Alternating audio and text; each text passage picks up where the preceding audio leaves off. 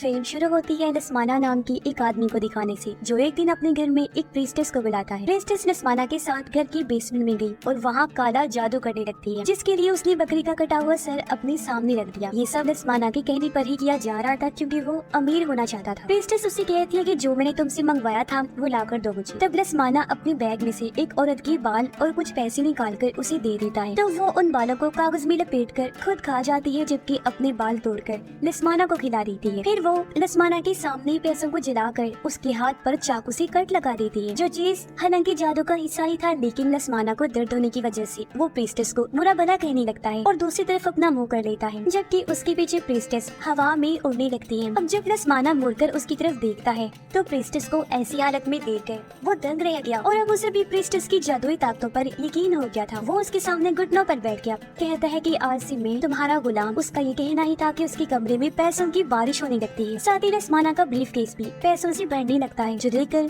उसकी खुशी का कोई ठिकाना ही नहीं रहता। यही नहीं बल्कि जिस बकरी का वो सर था वो भी जिंदा होकर पूरा यहाँ खड़ा हो जाता है। उसे देखने से हम समझ जाते हैं कि ये बकरा दरअसल डेविल है, यानी कि शैतान, जिसको लस्माना ने एक जान दी और बदले में शैतान ने उसे पैसों से माला माल कर दिया। तब प्रीस्टेस भी उसे कहती है कि शैतान ने तुम्हारी कुर्बानी कबूल कर लिया, इसलिए अब तुम घर जाओ, जहाँ भी दौलत शोहरत तुम्हारा इंतजार कर रही है। लस्माना अब जैसे बेसमेंट से बाहर गया, फौरन ही दरवाजा बंद हो जाता है। अब सच में लस्माना को इतनी कामयाबी मिलती है कि वो रातों रात अमीर हो जाता है, लेकिन उसकी वाइफ की मौत हो जाती है। सबको लगता है कि उसकी वाइफ ने खुद अपनी जान ली, पर असल बात तो ये थी कि लस्माना ने अपनी वाइफ के ही बाल देकर उसकी कुर्बानी दी थी, जिससे उसकी वाइफ तो मारी गई पर वो अमीर हो गया। अब लस्माना की दो बेटियां भी थी। बड़ी बेटी का नाम आल्फी था। अपनी वाइफ की मौत के बाद लस्माना एक एक्ट्रेस से शादी कर लेता है, जिसके पहले से 3 बच्चे थे, 2 बेटियां और एक बेटा। उसकी बड़ी बेटी का नाम माया होता है, लेकिन फिर टाइम के साथ साथ अचानक कुछ ऐसा हुआ कि लस्माना को बिजनेस में नुकसान होने लगता है। उसके हालात इतने खराब हो गए कि उसे अपना सब कुछ बेचना पड़ जाता है। सिर्फ एक वही घर बचता है जो हमने मूवी की शुरुआत में देखा था, और वो घर आल्फी के नाम था। अब कहानी प्रेजेंट की दिखाई गई, मौजूदा वक्त की, जहाँ लस्माना की बड़ी बेटी आल्फी के पास कॉल आती है और उसे हॉस्पिटल बुलाया जाता है। दरअसल आल्फी अपनी मॉम के मरने और डैड की दूसरी शादी से दुखी थी और पिछले 10 साल से वो अकेली ही रह रही। हॉस्पिटल जब वो जाती है तो पता चला कि लस्माना की तबीयत बहुत ज्यादा खराब है और वही हॉस्पिटल में दाखिल है। हॉस्पिटल आकर उसकी मुलाकात अपनी सौतेली माँ और सौतेली बहन भाइयों से होती है। नर्स उन्हें बताती है कि लस्माना को जिल्द की बीमारी है, साथ ही उसके जिस्म के अंदरूनी हिस्से भी खराब हो रहे हैं। लस्माना की जिल्द से बहुत गंदी स्मेल आ रही थी, इसलिए सारे लोग बाहर चले जाते हैं और अंदर उसके पास बस आल्फी ही रह जाती है। वो जब वहाँ बैठी थी तो अचानक लाइट चली गई। तभी लस्माना उसका हाथ पकड़ लेता है और एक डरावना सा हाथ भी हम देख पाते हैं, जो एक डरावनी औरत का था और वो पर्दे के पीछे से बाहर आ रही थी। वो आल्फी की तरफ बढ़ने लगी पर अचानक ही गायब हो जाती है। अब आल्फी जब देखती है कि डैड ने काफी देर से मेरा हाथ पकड़ा हुआ है, तो वो बेड की तरफ देखती है, जहाँ उसे डरावनी औरत ने ही उसका हाथ पकड़ा हुआ था। असल में वो आल्फी पर हमला कर देती है, जिससे वो काफी घबरा जाती है। पर अचानक ही लाइट आ गई और सब नॉर्मल हो जाता है। अब अचानक लस्माना बेड से उठकर आल्फी को पकड़ लेता है। वो कंट्रोल से बाहर हो गया था। अब शोर सुनकर बाकी सब भी अंदर आ गए और लस्माना अपनी दूसरी बेटी के ऊपर गिर गया, यानी माया की बहन के ऊपर, और उसके मुंह से जो खून निकल रहा था वो सारा माया की बहन पर गिर जाता है। पर आल्फी इस सारे वाकये से काफी खौफजदा हो जाती है। कुछ देर बाद आल्फी की सौतेली मॉम उसके पास आकर कहती है कि हमें उस घर में जाना है जो तुम्हारे नाम है, क्योंकि वो जायदाद हम बेचना चाहते हैं। अब यहाँ हम जान पाते हैं कि आल्फी अपने सपनों में अक्सर अपनी माँ को मरता हुआ देखती है बार बार, यानी वो उनकी मौत के सदमे से बाहर नहीं आ पा रही। अब अगले दिन आल्फी अपने उसी घर में जाती है, जो शहर से काफी दूर एक जंगल में था। घर काफी पुराना हो गया था। फिर आल्फी अंदर जाती है और जब वो बेसमेंट का दरवाजा देखती है तो उसे ताले के अलावा कीलों से भी मजबूती से बांधा हुआ था, ताकि ये खुल ना पाए। ऊपर कुछ पेपर्स भी लगे हुए थे, जिन पर मंत्र जैसा कुछ लिखा था और तस्वीरें भी बनी हुई। कुछ देर बाद आल्फी की सौतेली मॉम भी अपने बच्चों के साथ यहाँ आ जाती है। वो आल्फी की छोटी बहन को भी अपने साथ लेकर आई थी। ये लोग फैसला करते हैं कि हम घर के कागजात और कुछ जरूरी सामान ढूंढेंगे यहाँ, फिर कल वापस चले जाएंगे। अब आल्फी अपने रूम में चली गई, जहाँ उसका सौतेला भाई उसके लिए खाना लेकर आया, क्योंकि वही आल्फी को अपनी बहन समझता था और उसका ख्याल रखा करता था। वो जब बाहर गया तो उसकी बहन माया उसे औजारों वाला बॉक्स लेकर कहती है कि ये लो, बेसमेंट खोलो, क्या पता वहाँ कोई जरूरी सामान हो। उधर आल्फी जब एक कमरे में गई तो वहाँ उसे बड़ी ही अजीब चीजें मिलती हैं, जो काले जादू में इस्तेमाल होती हैं आमतौर पर। वहाँ उसे अपनी तस्वीर भी मिलती है, जो देख कर वो हैरान है गई कि ये यहाँ कैसे। अब माया बेसमेंट के दरवाजे पर लगे सभी पेपर्स को हटा देती है और उसका भाई कीड़े हटाकर लॉक भी तोड़ देता है। और अब जैसे उसने दरवाजा खोला माया अंदर से एक हवा का झोंका सब कुछ छूकर उनके पास से गुजर जाता है। फिर वो हवा का झोंका हॉस्पिटल में लसमाना के पास भी पहुंच गया और उसके मुंह से खून निकलने लगता है। तभी उसके मुंह से बालों का गुच्छा निकलने लगा जो बहुत लंबा था और वो बाल आते आते इतना बढ़ जाता है कि उसकी गर्दन और चेहरे से लिपट गया। वो बाल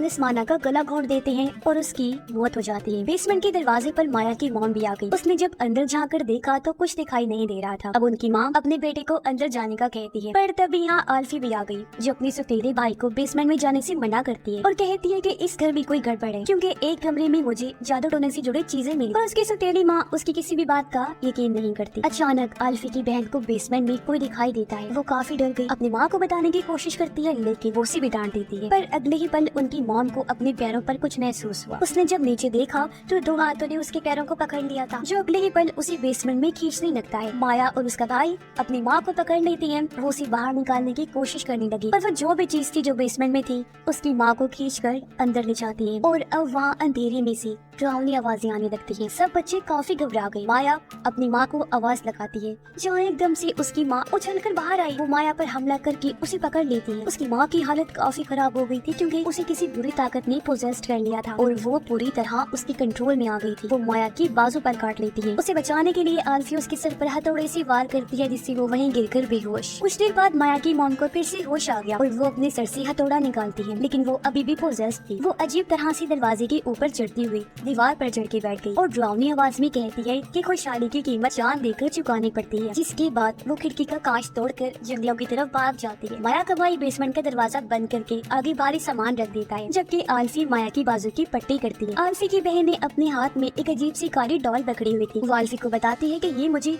एक कमरे से मिली। तब आल्फी उससे वो ले लेती है। माया का भाई उसे बाहर गाड़ी के पास बुलाता है और दिखाता है कि गाड़ी की तारें काट दी गई हैं जो और किसी ने नहीं बल्कि इनकी माँ ने पोजेस्ड हालत में काटी थी। यानी ये लोग यहाँ से नहीं निकल सकते, बुरी तरह यहाँ फंस गए थे। आल्फी अपने सौतेले भाई को फोन देते हुए कहती है कि तुम पुलिस को या किसी ऐसे इंसान को कॉल करके बुलाओ जो हमारी मदद कर सकता है। जिसके बाद वो अपने भाई को छोटी बहन के पास ही छोड़कर माया के साथ निकल जाती है ताकि वो पास के गांव में जाकर माया के लिए कोई इलाज का बंदोबस्त कर सके क्योंकि माया की हालत बिगड़ती जा रही। बारिश भी हो रही थी और ये लोग जब जंगल से गुजर रही थी तो इन्हें अपनी माँ मिलती है जो अब एक जगह पर बैठी अजीब हरकतें कर रही थी। उसे देखकर दोनों डर गई, फौरन छुप जाती है। अब आल्फी एक जगह पर आकर माया को यही रुकने का कहती है। फिर वो अपने बैग से हथौड़ा निकालकर अपनी माँ को देखने जाती है। उसके पीछे से माया आल्फी के बैग से उसकी डायरी निकालकर पढ़ने लगती है जहाँ आल्फी ने अपनी सौतेली माँ और बहन भाइयों की तस्वीरों को खराब करके उनके बारे में बुरा भला लिखा हुआ था। यानी इस तरीके से आल्फी ने भरपूर उनके खिलाफ अपनी नफरत का इजहार किया था जो देखकर माया को काफी बुरा लगता है। इसलिए कुछ देर बाद जब आल्फी वहाँ आई तो माया गुस्से में उसे कहती है कि दूर रहो मुझसे, समझी मैं ही पागल थी जो कुछ देर पहले तुम्हें अपना हमदर्द समझ रही थी जबकि तुम क्या करती रही हो हमारे पीठ पीछे हमारे खिलाफ नफरत का भरपूर इजहार। मैंने सब देख लिया है तुम्हारी डायरी में।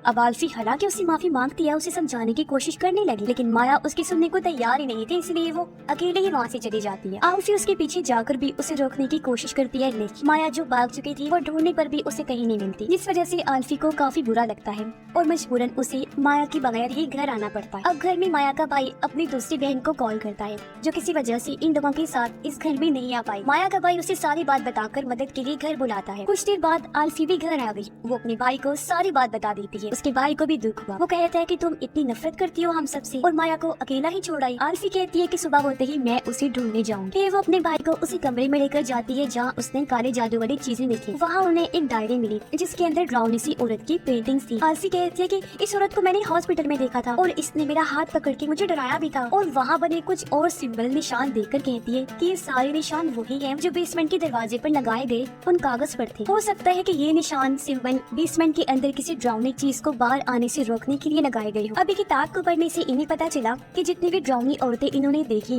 वो सारी असल में डार्क प्रीस्टेस है, यानी बुरी ताकतें रखने वाली, काला जादू करने वाली बुरी प्रीस्टेस, क्योंकि ये शैतान को अपना गॉड समझकर उसकी पूजा करती है और जो ताकतें इनके पास होती हैं वो भी इन्हें डेविल शैतान दिया करता है। अब आगे कुछ चीजें देखकर इन्हें समझ लग जाती है कि ये सब हमारे बाप लसमाना ने करवाया है ताकि वो दौलतमंद हो सके। जंगल में माया जब आगे बढ़ रही थी तो उसे अपनी माँ बहुत ही बुरी हालत में मिलती है। उसकी जुबान बाहर आ चुकी थी जो अचानक माया पर हमला हमला कर देती है। तब अपने बचाव में माया उसे मार डालती है। आल्फी की बहन जब सो रही थी तो उसे पीछे पड़ी अलमारी से अपनी माँ की आवाज आती है जो उसे पुकार रही थी। बच्ची डर के उठ जाती है। वो जब अलमारी को चेक करने गई तो वहाँ कोई भी नहीं था। वो फिर से आकर बेड पर लेट जाती है, लेकिन तभी हम उसके पीछे उसी ड्राउनी औरत यानी प्रीस्टेस को देखते हैं, जहाँ अचानक बच्ची का बेड जोरों से हिलकर उछलने लगता है और वही ड्राउनी आवाज उसे कहती है कि तुम मेरी बेटी हो। और इस पर बच्ची कहती है कि नहीं नहीं, तुम मेरी माँ नहीं हो सकती। अचानक ही सब नॉर्मल हो गया। बच्ची जब नीचे जाकर देखती है तो वहाँ कोई भी नहीं होता, लेकिन अब जैसे वो ऊपर हुई वो ड्राउनी प्रीस्टेस उसकी बेड पर आ जाती है। उसे देखकर बच्ची चीख मार देती है। आवाज सुनकर आल्फी और उसका भाई जल्दी से वहाँ आ जाते हैं। प्रीस्टेस उन पर भी हमला कर देती है। वो उनकी छोटी बहन को खींच कर ले जा रही थी तो वो दोनों बड़ी मुश्किल से अपनी बहन को बचाती है और अब प्रीस्टेस उसे छोड़कर आल्फी को पकड़ लेती है। लेकिन जैसे ही उसके भाई ने बेड खिसकाया प्रीस्टेस वहाँ से भाग जाती है। तभी आल्फी बेहोश हो गई और अपने उस टाइम के ख्याल उसे आने लगती है जब उसकी माँ की मौत हुई थी तो वो उनके साथ थी। उस टाइम दरअसल आल्फी की माँ उसे सुला रही थी, पर अचानक किसी बुरी ताकत ने उन्हें बिल्डिंग से नीचे धक्का दे दिया। ये देखकर फौरन आल्फी ने अपनी माँ को पकड़ लिया। वो उन्हें बचाने की कोशिश कर रही थी, पर तभी यहाँ चुड़ैल नुमा प्रीस्टेस वहाँ आकर उसकी माँ को नीचे गिराकर मार देती है। अपनी माँ को बचाते हुए प्रीस्टेस ने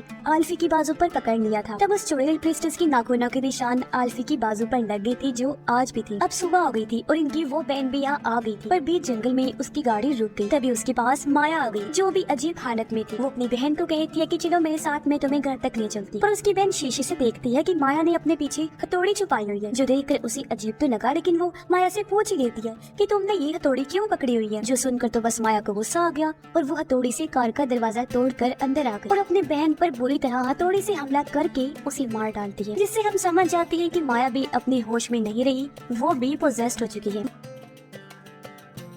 वो फिर घर आती है और देखती है कि आल्फी की हालत खराब है। बार बार उसे भी प्रीस्टेस की ड्राउनी आवाज पुकार रही और उसके पास ही हम डेविल को भी देख पाते हैं। तभी माया को बेसमेंट में उसी ड्राउनी प्रीस्टेस की परछाई दिखाई देती है, इसलिए वो बेसमेंट में आ जाती है। बेसमेंट में माया को 5 पुतलों से बनी एक माला मिलती है। इन्हीं इन पुतलों को जो उसने पिरोया हुआ था और ये इनकी फैमिली की थे। एक बार फिर उसे प्रीस्टेस पुकारने लगी। माया पूछती है कि तुम कौन हो। वो बताती है कि मैं तुम्हारी माँ हूँ। तुम्हारी बहन भाइयों ने मुझे चुन लिया है, इसलिए अब तुम भी मेरी गुलामी में आ जाओ मेरी बच्ची। इतना सुनकर माया अपना सर झुका देती है और हम पीछे ड्राउनी प्रीस्टेस को बैठा हुआ देखते हैं। सुबह आल्फी को होश आ गई। वो जब नीचे आई तो अपनी माँ को पियानो बजाते हुए देखती है, इसलिए वो उनके साथ में जाकर बैठ जाती है। पर ये उसकी मॉम नहीं बल्कि वही प्रीस्टेस थी जो आल्फी का हाथ पकड़ के उसे जख्मी कर देती है। आल्फी बुरी तरह चिल्लाने लगी। अब प्रीस्टेस उसके सामने अपना मुंह चीरने लगती है। आल्फी से ये देखा नहीं गया तो वो अपनी आंखों पर हाथ रख लेती है, पर प्रीस्टेस अपनी पूरी खाल निकाल कर उसे डरा रही थी। पर अगले ही पल वहाँ माया आकर आल्फी को संभालती है और हम देखते हैं कि माया बिल्कुल सही सलामत है। खैर अब ये बहन भाई एक साथ बैठे हुए थे और आल्फी की उस बाजू की हालत खराब होती जा रही थी जिसे प्रीस्टेस ने पकड़ा था। आल्फी अपने भाई को कहती है कि देखो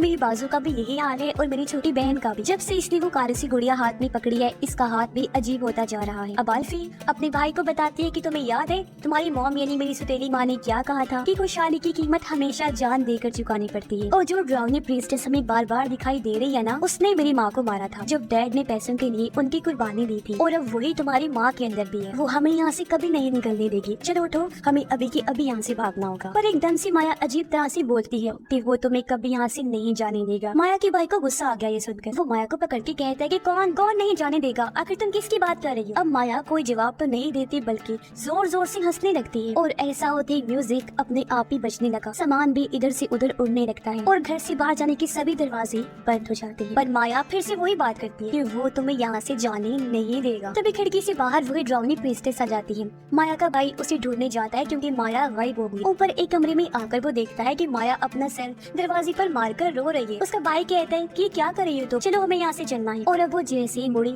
हम देखते हैं कि वो माया नहीं बल्कि वही प्रीस्टेस है। उसे देखकर वो डर से भाग जाते हैं, लेकिन जहाँ भी वो जा रहा था ड्राउनी प्रीस्टेस उसके सामने आ जाया करती थी। और वो बड़ी मुश्किल से एक कमरे में आकर दरवाजा बंद कर देता है और देखता है कि उसके पीछे माया बैठी हुई। वो अपने भाई को बताती है कि वो जो है ना वो आल्फी और उसकी बहन को हासिल करना चाहता है, यानी उनकी कुर्बानी लेना चाहता है। इस टाइम माया के हाथ में अपने भाई का पुतला था जो उसने माला में से लिया था। वो कहती है कि उस जंगल में हमारी माँ और दूसरी बहन को मार दिया है उसने, और अब वो दरवाजे के पीछे बैठा हमारा इंतजार कर रहा है। अब जैसे दरवाजा खुला हम देखते हैं कि वहाँ वही डेविल था। माया कहती है यही सही टाइम है डेविल को आल्फी और उसकी बहन की कुर्बानी देने का, ताकि डेविल को उन दोनों की जाने मिल जाए और लसमाना पर लगा हुआ कर्ज श्राप खत्म हो जाए, क्योंकि आल्फी और उसकी बहन लसमाना की पहली वाइफ के बच्चे थे। तो उनकी माँ मर गई, जिसके बाद आल्फी और उसकी बहन के कुर्बान होते ही सब ठीक हो जाएगा और हम शैतान के गुलाम बन जाएंगे, जिससे हम बहुत पावरफुल हो जाएंगे। पर उसका भाई आल्फी और उसकी बहन को कुर्बान करना और शैतान की गुलामी करना नहीं चाहता था, जिसके लिए वो साफ साफ मना कर देता है, जिस वजह से उसे गुस्सा आ गया।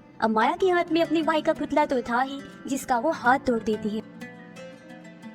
पुतले का हाथ टूटते ही उसके भाई का हाथ भी टूट गया, पर वो अपनी जान बचाकर भागने लगा। लेकिन फिर माया पुतले की टांग तोड़ देती है, जिससे उसके भाई की भी टांग टूट गई और वो सीढ़ियों से नीचे गिर जाता है। उसके सामने आल्फी और उसकी बहन भी थी और अब माया उन दोनों के सामने पुतले का सर तोड़कर अलग कर देती है। ऐसा होते ही उसके भाई का सर भी जिस्म से अलग हो जाता है और भयानक उसकी मौत हो जाती है। ये देखकर दोनों बहनें काफी डर जाती है और अब माया आल्फी की बहन का पुतला उठाती है। ऐसा होते ही कोई ताकत उसे बेसमेंट में खींच ले जाती है। फिर माया आल्फी का पुतला उठाकर जमीन पर रखती है। ऐसा होते ही आल्फी उल्टी हो जाती है और अब जैसे जैसे माया ऊपर से नीचे पुतले को उछालने लगी, वैसे ही आल्फी भी उछलने लगती है, जिससे वो बेहोश हो गई। कुछ देर बाद जब आल्फी को होश आया तो वो खुद को बेसमेंट में पाती है, जहाँ उसे अपने सामने पास्ट यानी माजी दिखाया गया कि जब प्रीस्टेस आल्फी की माँ के मरने के बाद रिचुअल यानी जादू कर रही थी तो यहाँ लसमाना फिर से आया था। प्रीस्टेस उसे पूछती है कि जो मैंने तुमसे मंगवाया था क्या तुम वो लेकर आई हो? लसमाना कहता है कि नहीं, मैं नहीं ला सकता क्योंकि वो मेरी बेटी है, तो मैं नहीं चाहता कि आल्फी को कुछ भी हो। असल में प्रीस्टेस ने आल्फी के बाल मांगे थे क्योंकि वो उसकी माँ के बाद आल्फी पर जादू करने वाली थी, उसकी कुर्बानी भी शैतान को देने वाली थी। प्रीस्टेस कहती है कि तुम ऐसा नहीं कर सकती, तुम्हें शैतान के साथ किया गया वादा पूरा करना होगा। तब लसमाना उसे बाल दे देता है, पर प्रीस्टेस गुस्से में वो बाल आग में फेंक देती है क्योंकि वो जान गई थी कि ये किसी और के बाल लेकर आया है। प्रीस्टेस उस पर चिल्ला कर कहती है कि तुमने मुझे धोखा दिया है और अब लसमाना वहाँ पड़ा चाकू उठाकर प्रीस्टेस पर वार करके उसे मारने लगता है। मरने से पहले प्रीस्टेस लसमाना के बाल उखाड़कर कागज में लपेट कर खा जाती है और यहाँ वो लसमाना को बददुआ देती है कि जल्दी तुम अपना सब कुछ खो दोगी। पर लसमाना ने उसकी बात को नजरअंदाज करके वहीं बेसमेंट में प्रीस्टेस की लाश को गाड़ दिया था। ये सब देखने के बाद आल्फी ने जब पीछे मुड़कर देखा तो वहाँ उसकी बहन बेहोश पड़ी थी, जहाँ उसके पास माया थी और हाथ में उसने आल्फी का पुतला पकड़ा हुआ था। वो पुतले में कीड़े चुभने लगती है, जिससे आल्फी को तकलीफ होने लगी कि वो पुतले का गला घोटने लगी। तो आल्फी का सांस भी बंद होने लगा, लेकिन वो माया के गले में उसका पुतला देख लेती है। ये देखकर आल्फी को काटी आया, वो जोर जोर से हंसने लगती है। माया को ये देखकर गुस्सा आ गया। वो आल्फी के पास जाकर कहती है कि इसमें हंसने वाली कौन सी बात है। फिर वो दूर जाकर आल्फी के पुतले की टांग तोड़ने लगती है, पर ठीक तभी आल्फी भी माया को उसका पुतला दिखाकर चिढ़ाने लगती है, जो उसने तब चुरा लिया था जब अभी माया उसके करीब आई। ये देखकर माया डर गई। तभी आल्फी उसका पुतला आग में फेंक दी और यहाँ माया भी आग में जलने से मारी जाती है। अब आल्फी जमीन में गड़ी प्रीस्टेस की लाश निकाल कर उसका पेट चीरती है और अंदर से लसमाना के बाल बाहर निकाल कर उन्हें आग में फेंक देती है ताकि ये कर्ज खत्म हो सके। ऐसा होते ही आल्फी पूरी तरह से ठीक तो हो जाती है, पर पीछे से प्रीस्टेस बाहर आकर उसे खींचकर कब्र के अंदर ले जाती है,